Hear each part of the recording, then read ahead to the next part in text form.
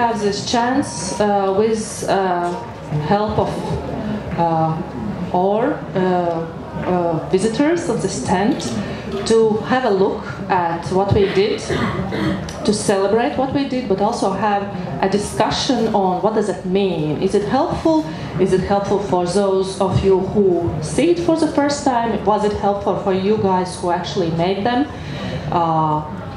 In what ways they can be used further?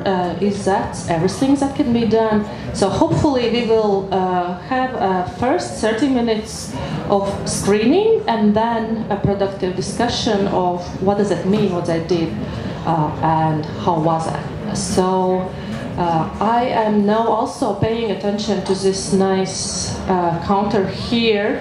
We have some snacks and drinks to celebrate this event, so feel free to walk by and grab one as you please. But now the attention is to what we made. Es varētu pirmo video. Mūsdienās cilvēki satraucās par veselīgu uzturu un pārtikas kvalitāti. Cilvēku vairums meklē produktus, kuri nav piesārņoti ar baktērijām, pesticīdiem un nav ģenētiski modificēti. Taču raugoties uz informācijas vidi, cilvēki nav tik kritiski pret ziņām, kuras lasa vai redz televīzijā. Viņi tic ik vienam vārdam, kuru dzird masu mēdījos, pat ja to saturs ir maldinošs. Par spīti tam, ka žurnālistam ir jābūt objektīvam, daži mērķtiecīgi strādā, lai izplatītu viltus ziņas un maldinātu sabiedrību.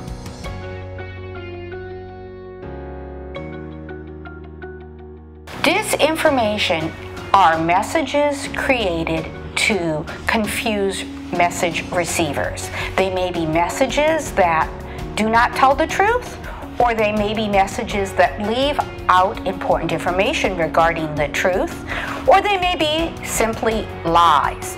Now, these messages may be pictures, they may be words, they may be videos. The combination of kinds of disinformation lead the public, people like you and me, to sometimes be confused about what to trust.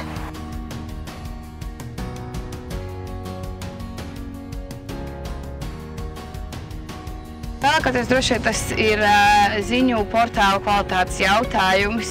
Un tā iepriekšējā pieredze, kas man ir radusies laika gaitā par to, vai tās iepriekšējās ziņas ir bijušas kvalitatīvas vai nē, un noteikti arī ņemot vērā to, cik daudz man ir laika, lai iegūtu informāciju par jaunākajiem notikumiem Latvijā un pasaulē. Ну, вообще, я думаю, логически. Если все прочитать и взвесить за и против, то можно понять, где что. Где более реальные события, а где нет.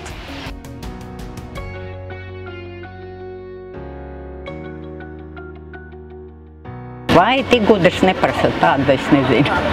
Viņš ir populārs, bet nevienmēr uzticams, jo šis mēdījis publicē ļoti daudz izklaides ziņu, ko cilvēki, kurā parādās arī maldinoša informācija un neprecīza, bet cilvēki neprot atšķirt, kuras ziņas ir patiesas un kuras nē, līdz ar to viņi visticamāk tic visam. Vienas reklāmas. Reklāmas. Kā var tikt no tam reklāmām arī? Izstāst kaut kas nedaudz neīsts Delfi, tā kā, nu. Kad...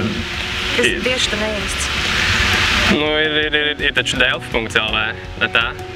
Es vienkārši šeit redzu 2 F un tāds maldinošs liekas tas. Mēdīju lasīt prasmu, kur viņš vienkārši izlasa un tad arī, nu, es pati esmu bijis saskarsmē ar tādiem cilvēkiem, kuri arī, nu, tic.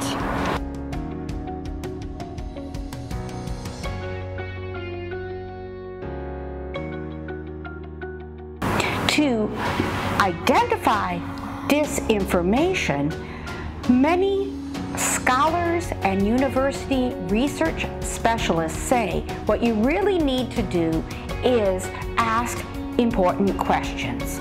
The questions are, who made this? What benefit does the maker have in leading you to a particular conclusion? And are there other kinds of messages that either repeat the same idea or contradict the same idea? It means doing a bit of research, maybe getting on the internet or reading other sources than you're comfortable reading. But by looking at multiple sources, you'll be better able to fact check the information you receive.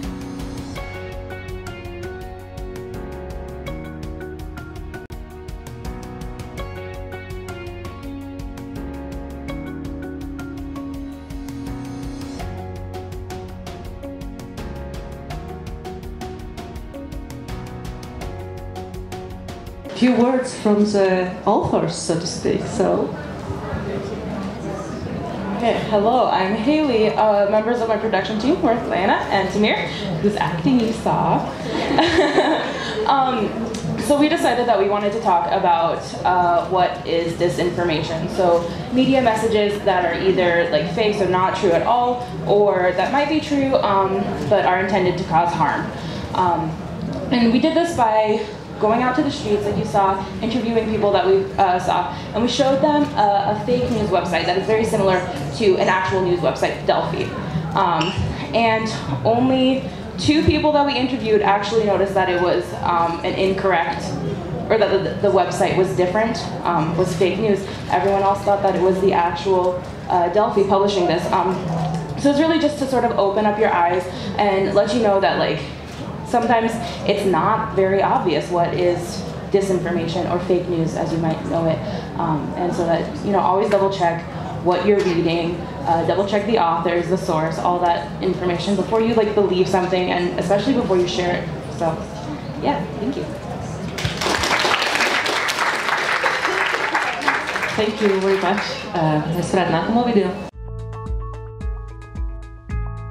If you are a social media user, you must know about this Yanni and Laurel thing. Laurel. We are pretty sure that you've asked your friends or your online community what they hear. And we are sure as well that you've searched for the proper explanation of why this recording can be heard different ways. But what about all the information and news you read, you hear about and debate? Why wouldn't you check that? Every day we look up for different things on the internet we do not understand. Every day we ask Google some random questions and we take the results of those researches for granted. But are you sure what you've understood was the truth? Are you sure you're not influenced by lies and fake news?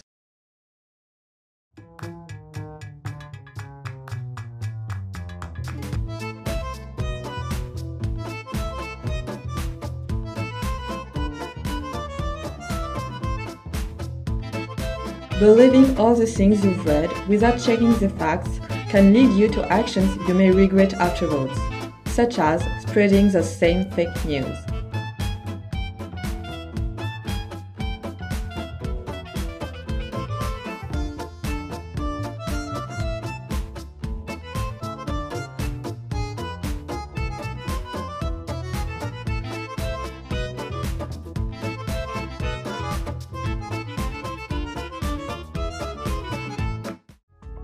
And nobody likes to be manipulated, nor you, nor your friends. Fact-checking is the best way to avoid that. How much time do you think would it take to check this ridiculous news?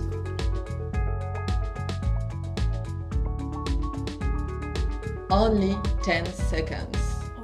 So my neighbor was right after all. You can't trust the government, it's all corrupted. And that website I use, I like it very much. Often it offers good quality content. I knew it's a fake news because I checked some information and its information won't influence me in the future. Fake news encourages the mistrust in legitimate media outlets. It may influence your political opinion and action. Fake news often facilitates an extremist way of thinking. Fact-checking is essential. You can learn easily. Some videos explain very well how to do that. Just check it. This is a habit to take. Try it.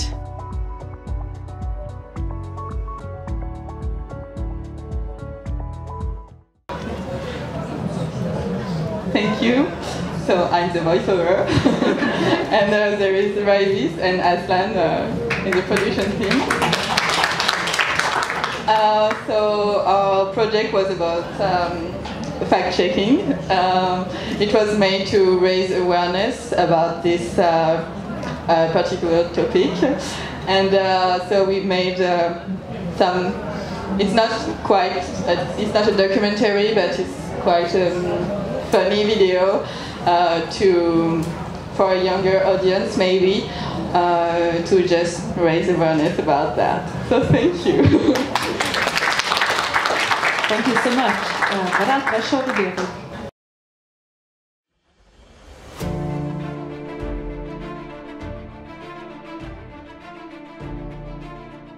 Viltus ziņas Latvijā, ko par tām zina cilvēki. Ikdienu internetā tiek publicēts lērums ar viltus ziņām. Mēdīju pratībā tas ir būtisks temats. Ir svarīgi tās atpazīt. Paskaties, kas tas ir par mēdīju, kas ir raksta autors un publicēšanas datums, pirms uzskati šo ziņu par ticamu.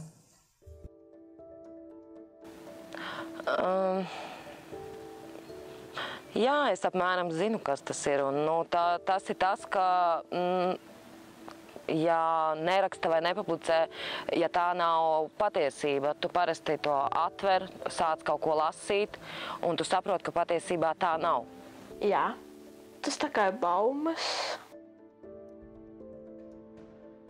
Tur jau pēc virsraksta var pateikt, ka ir šokējošas ziņas, ka obligāti ir jāuzspiež, un tad tu uzspied arī, jo domā, ka tiešām būs kaut kas interesants, un tad ir vēl viens klikšķis jāizdara, lai pēc tam otrajā lapā pāriet un izlasītu vēl tur kaut kādu informāciju, kas ir daļēji patiesa, bet beigās tomēr nav patiesa. Un tev ir dziļa vilšanās, jo varbūt tā bija kaut kāda liela ziņa, kas tev tiešām interesē, un beigās izrādās 1. aprīlis kādā augustā.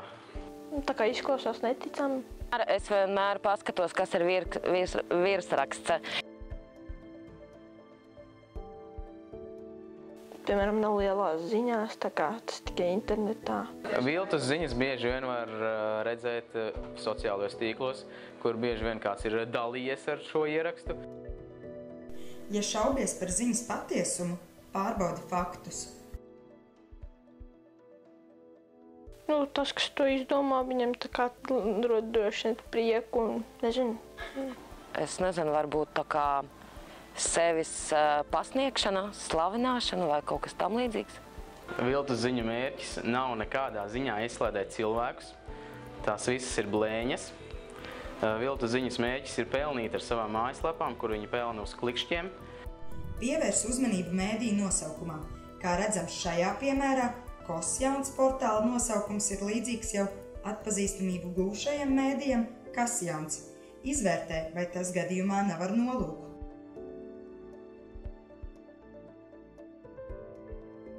Izlasu apmēram pāris teikumus, un tad es saprotu, ka tā patiesībā nav. Un tad es noteikti aizvaru ciet un nelasu. Nē, man tā liekas, nē.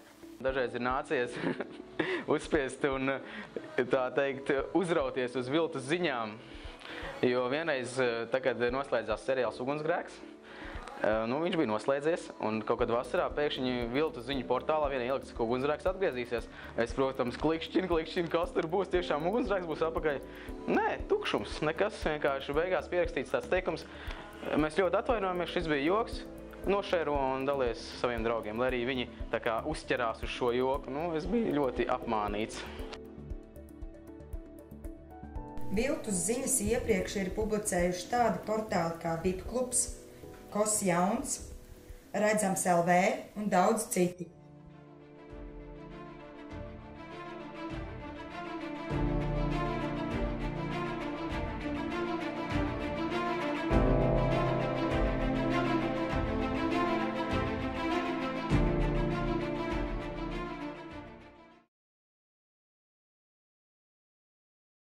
Some words from authors.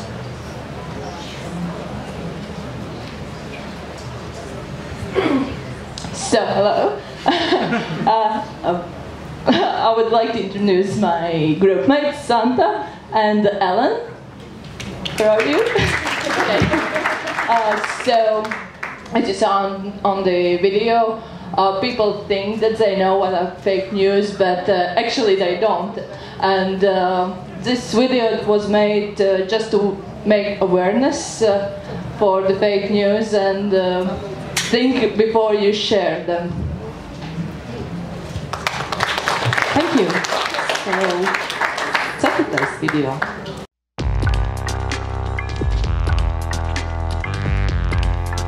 Vai jūs esat pārģērbušies sabiedriskajā transportā? I don't understand the question. Nē. Kā lūdzu vēlēt? Nē, nav gadījies. Pagaidām vēl nav gadījies. Nē, neesmu. Kā es esmu pārģērbusies? Kurps ir nācies pārvilkt, nekā citi gan. Savas privātās informācijas sniegšanu sociālajos mēdījos var salīdzināt ar pārģērbšanos sabiedriskajā transportā. Did not think of that. Varēs tāds salīdzinājums. Vai ne? Jā, kaut kas līdzīgs ir, jā. Kādu informāciju par sevi publicējat sociālo mēdīju profilos? Pat cik es esmu arī diezgan konservatīva, es tā neko daudz īpaši sabiedriskajos tīklos daudz par sevi nelieku. Es personīgi ļoti maz dalos ar informāciju, ar savu personīgo. Es principā neko nepublicēt. Pirmām kārtām es neaicinu sociālās tīklos pa labi, pa kreisi cilvēks, aicinu tikai pazīstamos cilvēkus un informācijas arī publicē atbilstoši. To, ko draugi jau par maniem zina, tas arī sociālos tīklos ir. Ja es kaut ko publicēju, tad tas ir tikai un vienīgi saistīts ar darbu. Gudri un apzinīgi cilvēki, protams, domā līdz ko dara. Kur pārģērbjās un ko publicē. Domāju, diezgan maz, jo nav Es vajadzības. domāju, kādā jomā. Par savām interesēm mēs jau tāpat paužam. Es tur likšu kaut ko ļoti banālu, kaut ko ļoti jēlu, kaut kādas rūpības, tādas lietas, tad es saprotu, ka tas man ietekmēs vienkārši negatīvi, tāpēc diezgan bieži skatos, ko es publicēju. Vai ir nepieciešams ierobežot sociālo mēdīju iespējas darboties ar lietotāju privāto informāciju? Cilvēkiem vajag vairāk izglītoties par to, kas notiekās internetā un izvēlēties, ko viņi citiem rāda un ko nerāda. Jā, es teicu, ka, protams, uztrauc, jo, manuprāt, daudz cilvēki pārāk ļoti parāda savu dzīvi publiski un dalās ar to, ko pēc pāris gadiem viņi var nožēlot. Līdz ar to viss, ko tu publicē tāpat, kaut kur paliek tajā publiskajā telpā, un pat ja tu izdzēs to ārā, tāpat tas var kaut kur uzpeldēt. Līdz ar to es maksimāli cenšos pēc iespējas mazāk privātas lietas publicēt. Protams. Mēs nezinām, cik daudz viņi dod mums informāciju, bet tāpat jau mazāk, jau labāk. Nē, tas jau atkarībā, cik katrs pats to informāciju ir ievieto. Ir karsta vasaras diena. Anete saviem draugiem Facebook profilā paziņo, ka dosies uz jūru. Anetes Facebook draugu lokā ir arī Lotārs, kurš karsto vasaras dienu plāno pavadīt mājās. Viņam patīk izzināt cilvēku paradumus sociālajos mēdījos. Tāpēc ar Intel tehnikas lapas palīdzību viņš apskatīsies, kādus pēdējos ierakstus viņa ir laikojusi, kur Anetei patīk doties un citus paradumus. Sargā savu identitāti. Pārģērbies mājās, nevis sabiedriskajā transportā.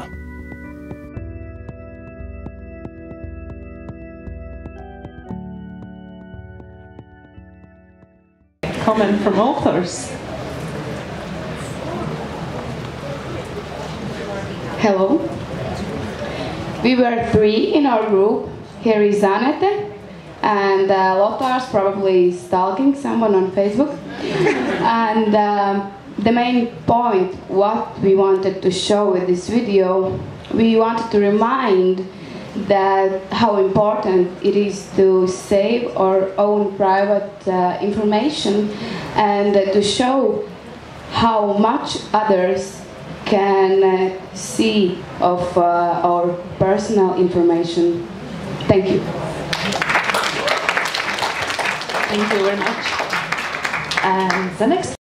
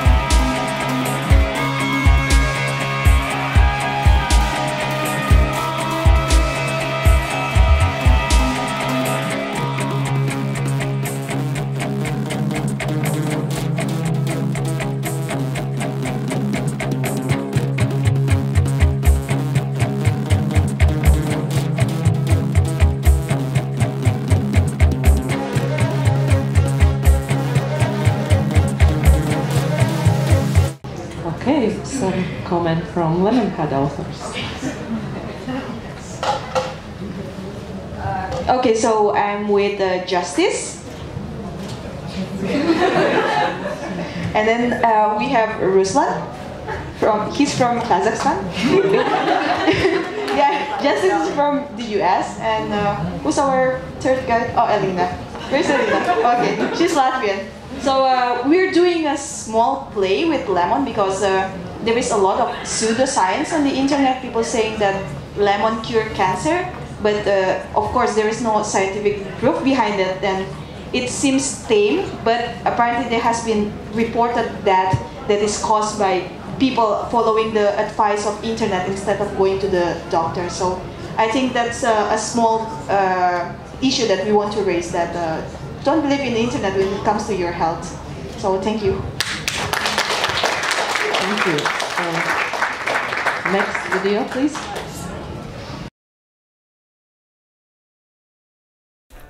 Internet usage is a big part of modern life.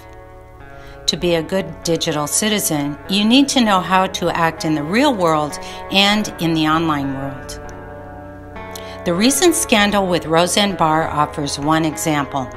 Until recently, Barr was the star of the show Roseanne, a controversial hit that returned to television in 2018. Recently, ABC canceled the sitcom after Barr posted this racist and Islamophobic tweet. The Muslim Brotherhood and the Planet of the Apes had a baby, Vidzeme. Norms are being set, and digital misbehavior has increasing consequences in the non-digital world. We are citizens of the digital world. We use information technology in order to engage in society, politics, and government. And to be good digital citizens, there are responsibilities. These include email etiquette, reporting, and preventing cyberbullying, and learning also how to protect the private environment. Here are the 4 primary and formal rules for good digital citizenship. Treat others with respect online and never bully. A 2007 Pew Research study found 32% of teens have been victims of some type of cyberbullying. Nearly a decade later, a 2016 study by Cyberbullying Research Center found those numbers were almost unchanged. In a poll of 11-17-year-olds held in Ukraine, 35% reported to be bullied in cyberspace. Uphold basic human rights in all digital forums. On May 7, 2018, the Council of Europe adopted policy guidelines addressed to its 47 member states on the roles and responsibilities of Internet intermediaries, such as search engines and social media. The recommendation calls on states to create a safe online environment where intermediaries, users, and all affected parties know their rights and duties. Latvia is a member of the agreement as well, recognizing the importance of human rights protection in all forms. Protect others' personal information and your own. According to research, social media networks have an access to personal information of users, which can be used without users' consent. In March and May 2016, recorded telephone conversations of opposition figures were leaked online in Kyrgyzstan. And this sparkled the speculation that the government is misusing its surveillance capabilities. Don't steal or damage others' identity or property. Music theft resulted in $2.7 billion of losses annually in earnings for both the record industry and the retail industry. According to a study by Javelin Strategy and Research, there were 16.7 million victims of identity fraud in the United States alone that year. Also, it was estimated that there were $16.8 billion of losses in that year alone by online criminals.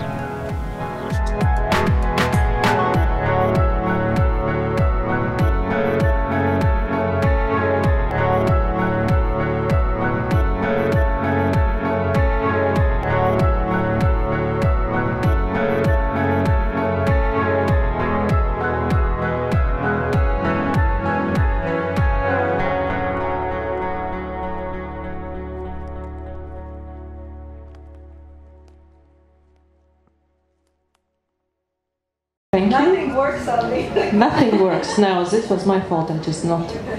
So, good evening, first of all, and thank you for coming here, and sorry for this technological thing, even though the movie was about digital citizenship.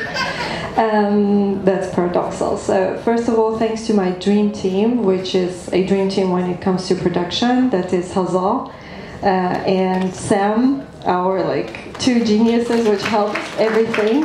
I'm sorry I cannot just open up my hand more. So, yeah, what the movie is about. It is a short documentary, classical short documentary, not entertaining though.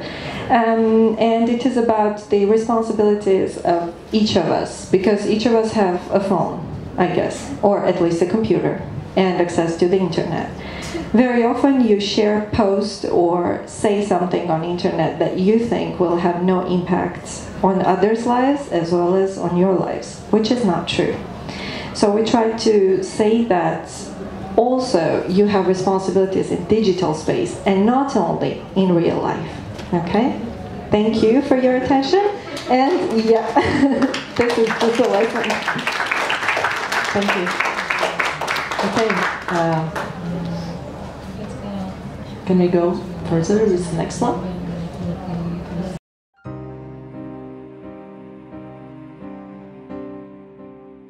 Hi. Hi. Have you ever heard about Oleg Sentsov? Who?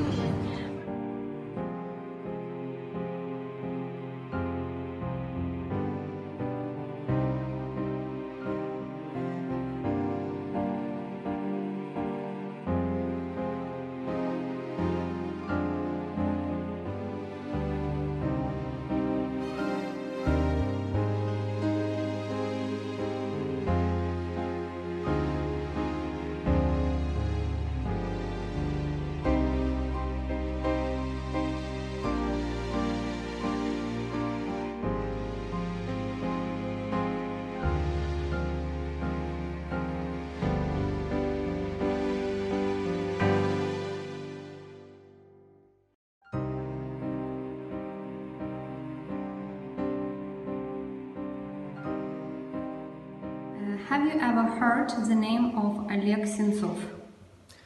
No, I can't say that I have. No. No. I have not. No, unfortunately I haven't. No, I have No, not. I haven't. No, I have not. No, I haven't. No. No, I haven't.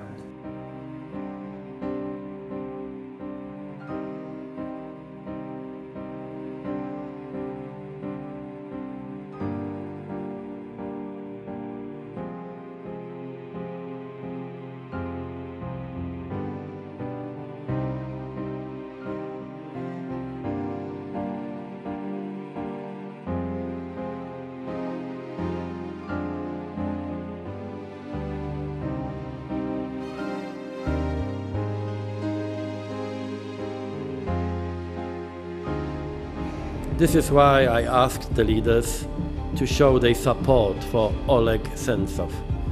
Our solidarity can save his life.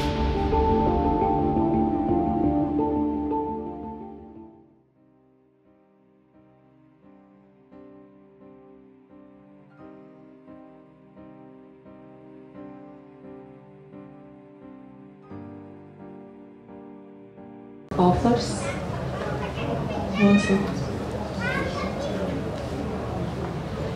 Good evening, dear audience.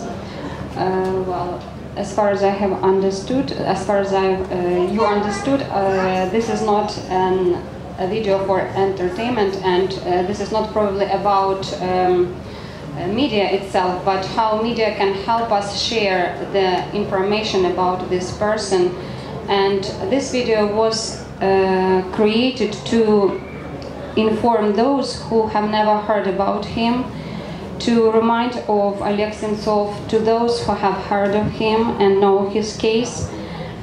And if this video reaches you, probably one day, maybe somewhere, if you see crowds of people performing something to support his case, to advocate him, probably you will choose to approach them and to add your voice and to raise your hand up for this, and be sure that this voice won't be only the voice of support of one particular person whom you don't know, of one particular citizen of Ukraine whom you don't know. It will be a voice to support human rights and freedom of speech, which is basics probably of our democratic civil society. Thank you.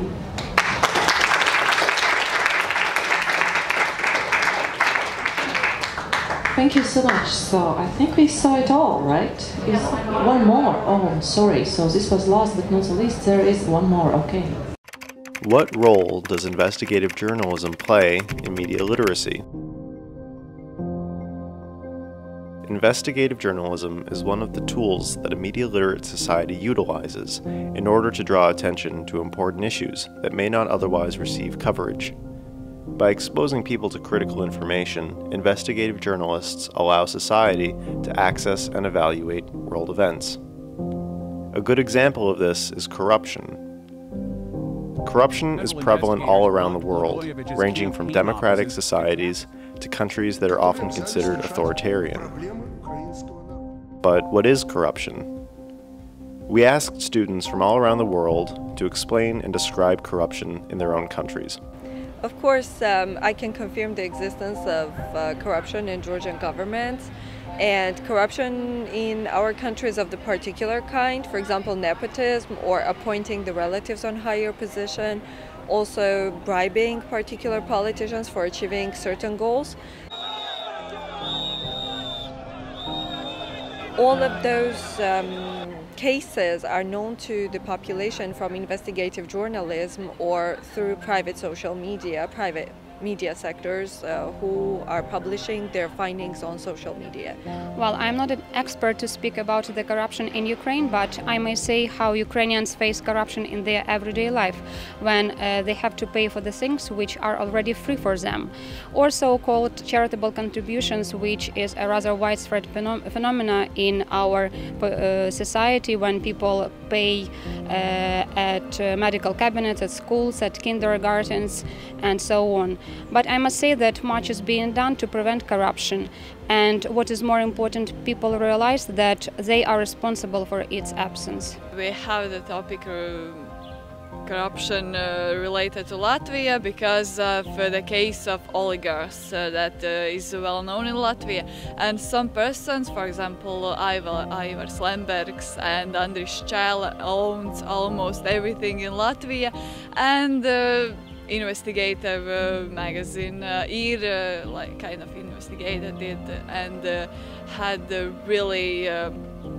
really much evidences that they have corrupted and bought really many things in Latvia, but they are not even judged about it.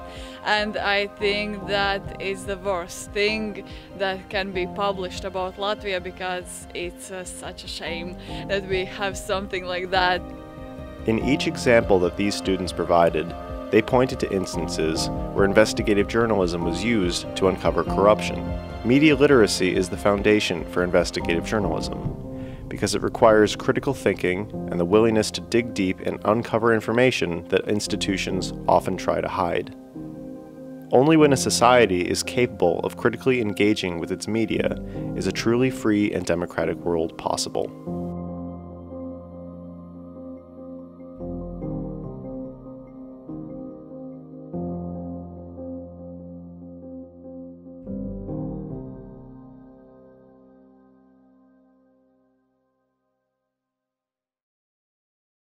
This is a lot of fun to make.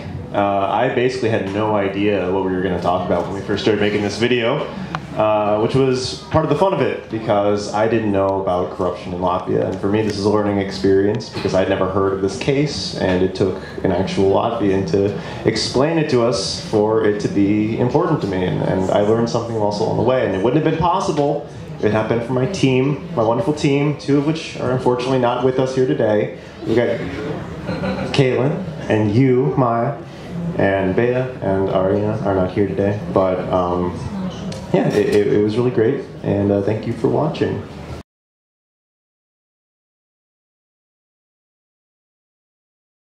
If feels like it is now your job to share information that is truthful in every form to the best of your ability. Stuck out to me was when we talked about propaganda, and looking at it through the lens of media literacy, to me, I think it's really important now to be critical of even media that we trust. Because it's one thing if you're online or on your phone, and it's clearly what we call fake news.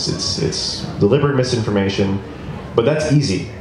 To me, I think that's the stuff that's really easy to see through, and that's the stuff that takes no time at all to really be like, oh, this is not something that I need to be reading. But more importantly, I think it's now more importantly than ever, you need to be critical of media that is trustworthy, that is reputable, because if you are to be media literate, you need to be critical as well.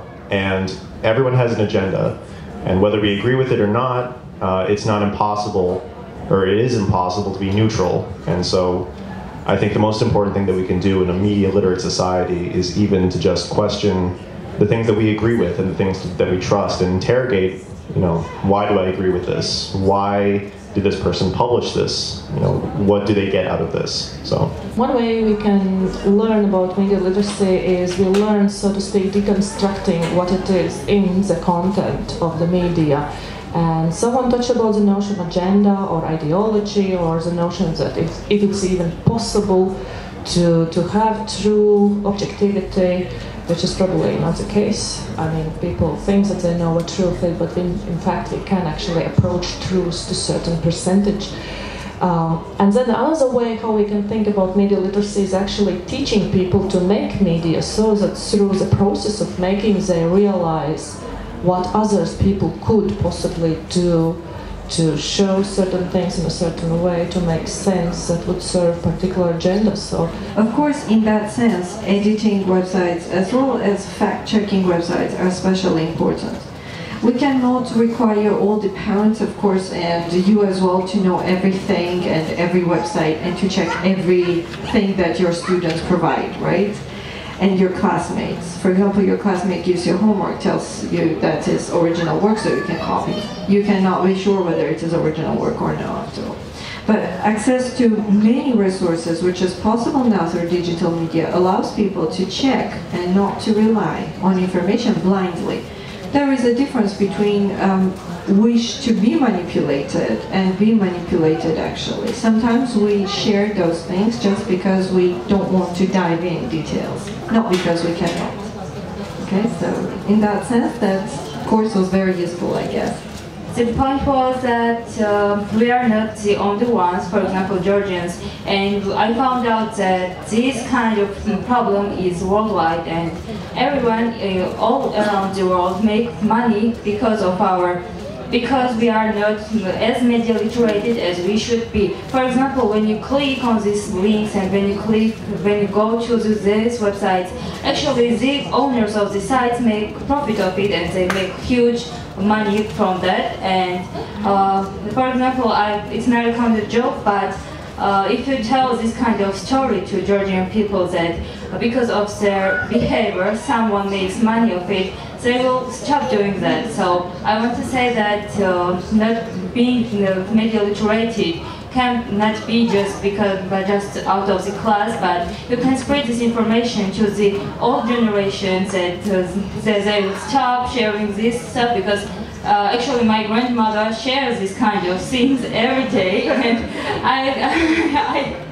I every day make fun of it because grandma, please just stop it. And when I told her that they make money of it, she just stopped it. A digital citizen, it's our job to create news stories that aren't so much just silly and entertaining, but also have profound cultural resonance for people who need more to think about. I'm going to give floor to our rector, Gratis Krūmiņš. Life is a very interesting thing, and